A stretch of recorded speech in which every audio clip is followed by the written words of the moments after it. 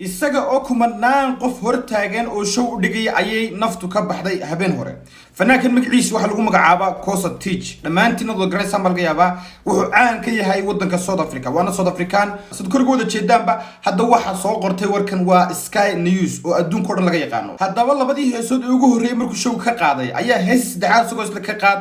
ayaa uu wadnuhu istaagay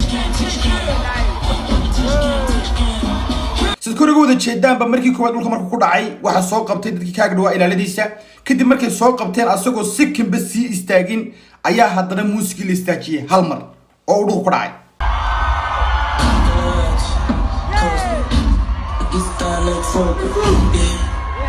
markii labada dhulka ku dhacayna sad fiidiyowga wada jeedaanba dhammaan waxa la wixii security meesha joogay oo dhan ayaa ku soo dayaacay markii dhakhtarka loo carreeyay naftii ayaa sawga baxday fanaankan ayaa wuxuu labadii sanadood ugu dambeeyay fanaanka loogu jecel yahay wadanka South Africa dabcan fanaankan aad caan u maaha laakiin aad wuxuu caan uga yahay dhammaan Africa oo dhan gaar ahaan South Africa waa fanaankii afraad mise fanaankii shanaad ee asagoo stage ka taagan ay naftu ka baxdo taasuna waxay noo cadeynaysaa inuu qofku aanu ogeyn meesha ku dhimanayo inuu meel wanaagsan ku dhimanayo iyo inuu meel xun ku dhimanayo ilaahay waxaan ka baryaynaa inuu ilaahay khaatumada khayr noogu khatimo haddaba fanaankan heesisii ugu dambeysay ee aad TikTok too qabsatay waxa kamid ah Big Flexo Remix